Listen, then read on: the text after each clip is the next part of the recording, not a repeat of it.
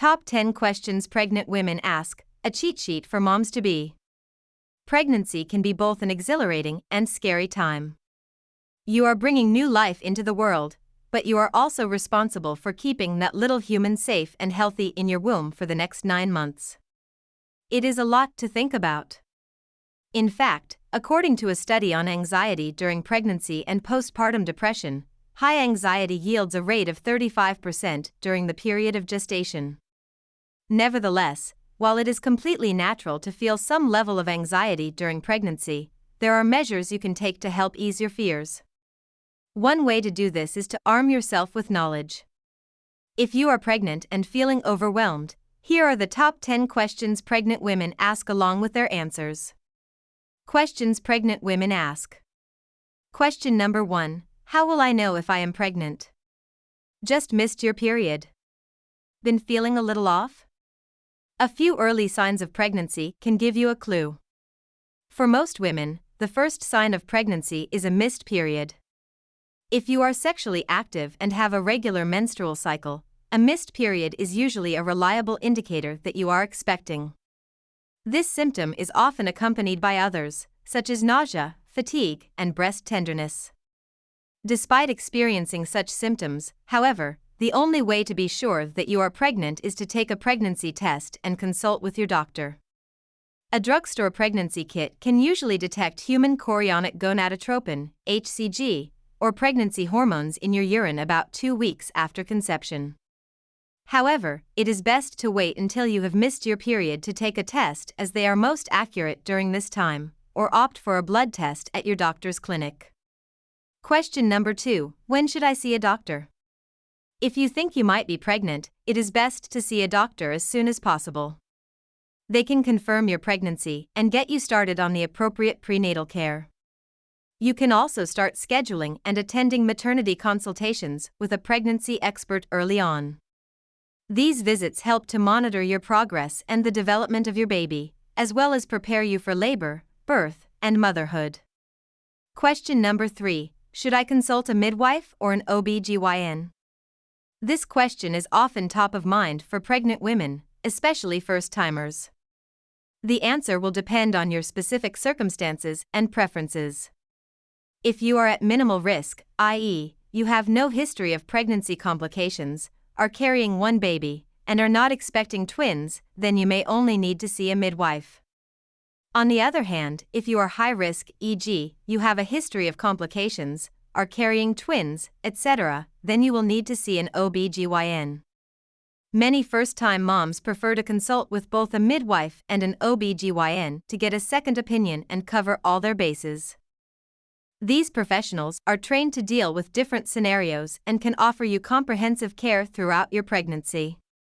Question number 4. Is bleeding during pregnancy normal? One of the scariest things that can happen during pregnancy is spotting or bleeding. Many women worry that this may be a sign of miscarriage. However, it is important to keep in mind that some amount of spotting or bleeding is quite common during early pregnancy. In fact, about 1 in every 4 pregnant women experience this symptom, especially in the first trimester. Nonetheless, it is always best to err on the side of caution and consult with your doctor or midwife if you experience any bleeding during pregnancy, even if it is light. This is to rule out any potential complications such as an ectopic pregnancy. Question number 5. Which foods should I avoid during pregnancy? If you are a foodie or take pleasure in indulging in different cuisines, you may have to hold off on eating some of your favorites for a while. This is because there are certain foods that you will need to avoid or take caution with, as they may pose a risk to you and your baby. Here are some of them according to Healthline. Raw or undercooked meat. Fish with high mercury levels. Organ meat. Unwashed and unpeeled fruits and vegetables. Unpasteurized dairy products. Caffeine and alcohol. Junk foods. While not all these foods can directly affect your baby, they may increase your risk of food poisoning or other infections, which can then lead to complications during pregnancy.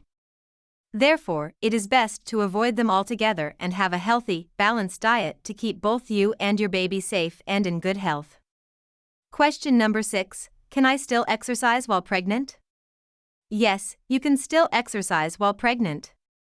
In fact, it is recommended by most healthcare professionals as it has a plethora of benefits for both you and your baby.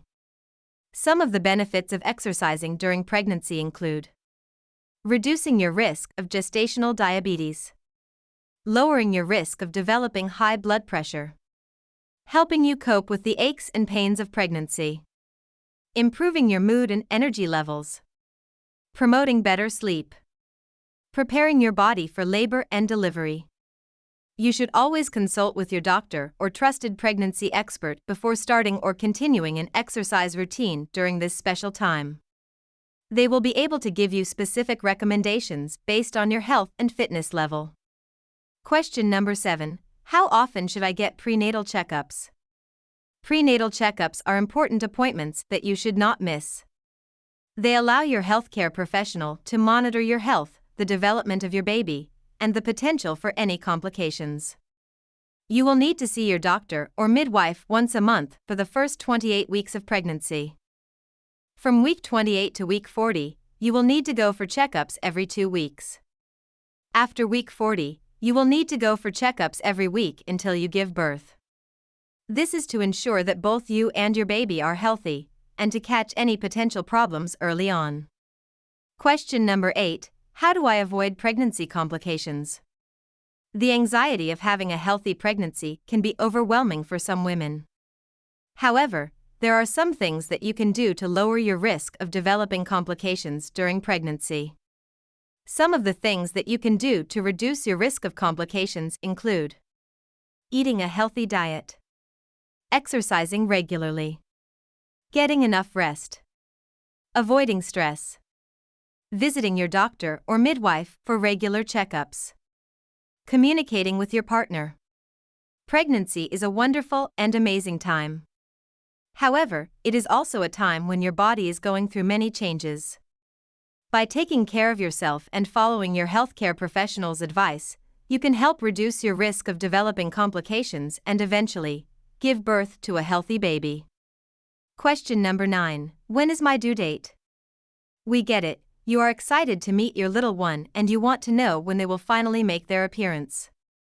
Most healthcare professionals will give you a due date that is 40 weeks from the first day of your last period. However, it is important to keep in mind that this is just an estimate.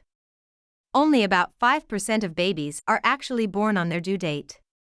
Most are born within a week before or after. Question 10. What are the signs of labor? As you get closer to your due date, you may start to experience some of the signs of labor. This can be both an exciting and nerve-wracking time for expectant mothers. Some of the signs that labor may be starting to include contractions, water breaking, low back pain, bloody show, nesting instinct, diarrhea and nausea. These are just some of the signs that labor may be starting. If you experience any of these, it is important to contact your healthcare professional or midwife right away. They will be able to give you specific instructions on what to do next and when you should come into the hospital or birthing center. Questions pregnant women ask Motherhood Center. Preparing for the big day. After having all these questions answered, you should feel more prepared for the big day. However, we understand how overwhelming and scary pregnancy can be despite all the information and support available. Thus, here are some things you can do to further prepare yourself for labor and delivery. Enrolling in pregnancy classes. It is only natural for first-time moms and couples to feel anxious and scared about what to expect during pregnancy, the whole delivery process, and parenthood in general. To help ease some of those fears, you and your partner may want to consider enrolling in pregnancy classes offered at a hospital, birthing center, or family or community center. These classes usually cover everything from the things to expect during pregnancy and labor to what you need to know about caring for a newborn. There are diverse types of pregnancy classes tailored to fit your needs. These include natural childbirth classes, breastfeeding classes, and newborn care classes. Regular prenatal checkups. With all the foods and activities to avoid during pregnancy and the constant worry about your baby's health, it is easy to forget that you need to take care of yourself as well. One of the best things that you can do for both you and your baby is to have regular prenatal checkups with your healthcare professional. These checkups give you the opportunity to ask any questions or concerns that you may have about your pregnancy. They can also give you the assurance that both you and your baby are healthy and progressing as expected. Creating a birth plan. The success of any delivery depends on effective communication between you, your partner, and your healthcare team. To help make sure that everyone is on the same page, you may want to consider creating a birth plan. A birth plan is simply a document that outlines your preferences for labor, delivery, and postpartum care. This can include everything from who you want in the delivery room with you to whether you want to have an epidural. Having a birth plan does not mean that things will go exactly as you want them to. Sometimes, unforeseen circumstances can arise that require changes to be made. However, it can help to ensure that your preferences are known and respected by your healthcare team. Packing a hospital bag. While this may seem like an easy decision, you would be surprised how many women wait until the last minute to pack their hospital bag. Ideally, you should have your bag packed and ready to go by the time you are 36 weeks pregnant. This way, you will be prepared if you go into labor early. Some of the things that you will want to consider including in your bag are: insurance information, your birth plans, comfortable clothes to wear at home, toiletries, a going-home outfit for baby, nursing bras and pads, phone charger, chapstick for labor, a blanket and pillow, attending a labor rehearsal class. A labor rehearsal class is another pregnancy educational course that is designed to help you and your partner prepare for the labor and delivery process.